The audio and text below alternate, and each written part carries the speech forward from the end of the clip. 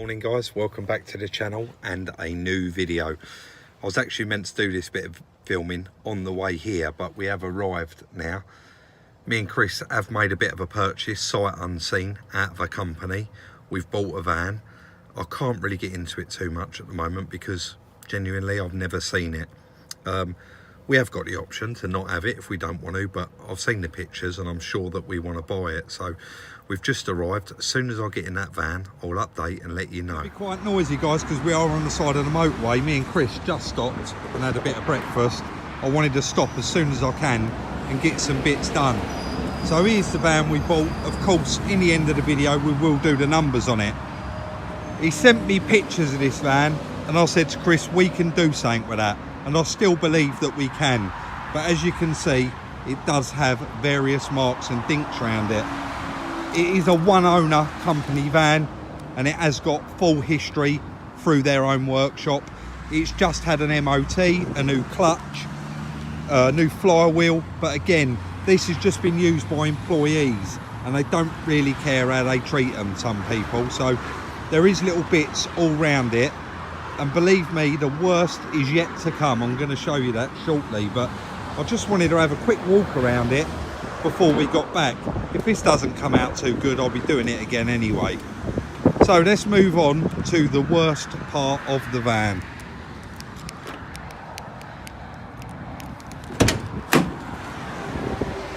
It has been used for work, guys. And it is terrible. Normally in a work van, the back of it, you would expect this. But let's move on to the cab area. It is a crew van, which is lovely. But as you can see, it's not in much better shape in here, to be honest.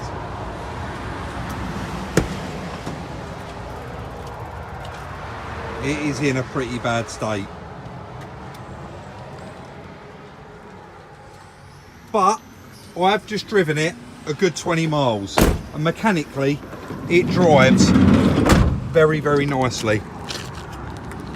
Sorry, push that door shut there. It does drive very nice and everything seems to work. He said just recently it did have all new lower arms on it, new clutch, flywheel, etc, etc. So we'll get more into it when we get back to the yard, but this is what we are up against, guys. How dirty is that? So guys, we've got it now back at the yard and Chris is sitting there going through the book because we've tried to plug an OBD reader in it and it's not coming up with anything on the OBD reader at all. There's no power. So he's just going through the book trying to see if there is a power feed for that, i.e. a fuse, and see if we can locate what fuse it is, because we'd like to get that on. But the initial issue with this van, I did say I'd get into it a bit later on in the video. Here we go. Sorry guys, I'm just this is the issue we've got. We've got these 5 dots on the mileage. There's no mileage displayed on this van, and it is like I say, there's no issues with anyone's tried to mess around with the mileage. That's not the case at all, but it has recently been MOT'd and it says no odometer, so no mileage displayed. And it said that for the last 3 years. He said the last time it did have a mileage on the MOT, it was 80 something thousand, and now they've been keeping track of it and it's in excess of 130. But it would still really be nice to get that mileage to come back up on that display. So Chris is now looking through that book for the fuse for the OBD reader, because we have also got on an engine management light, so we need to look into that. Is there, and number 14, number 10 and number 10 were missing. As soon as he plugged them in, we've got one of these little cheap OBD readers there, and it come up with one code, and it's my bad because I never showed it, and it was circuit 1 heater plug, and I've cleared it, the light's gone out and it hasn't come back on. So I'm actually going to run this van to and fro home for the next couple of days. So I'm going to keep my eye on that. But worst way, it is normally heater plug circuit is normally one of the heater plugs breaking down. It's something that we've seen time and time again. So I'll keep my eye on that, but fingers crossed that has resolved it. Chris always gets carried away when we pick the vehicles up, going through them, seeing what goodies he can find. He's found himself some hydraulic oil and a new toolbox. Well, that's a sight safe. And it's normally me that makes the mistakes, but Chris just said, Rob, it's a bit weird. Why can I see daylight through the board on the van? I said, it's got side windows, mate, that's why. But yeah, we found some handy little bits in here.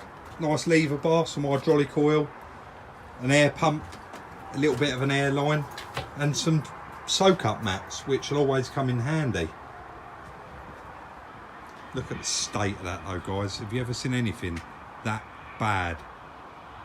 Have you seen one that bad? It's not been very well looked after, has it? These are this is all beyond cleaning. You're not going to be able to clean this, but it could do with a couple of nice new panels in here, that's for sure. Let's have a proper look on the inside of it now as well, because it was very rushed before and all very quick. I think that floor will come up quite nice, and these seats will as well, taking them out and giving them a wash. We have seen that these little caps was an advisory on the MOT that they're missing, but not a fail. There we go, already in the money. This is carpet. I mean, we'll probably have to clean that up, and possibly there is a little bit of an old car trader's trick you can do with carpet like that, and I possibly will show you on that. But all these door panels, I know that we'll be able to get them up quite nice as well. The bit of carpet was in the back, so I've put that back down, so we're going to go out and road test it. But unfortunately, this plastic panel that goes here is missing.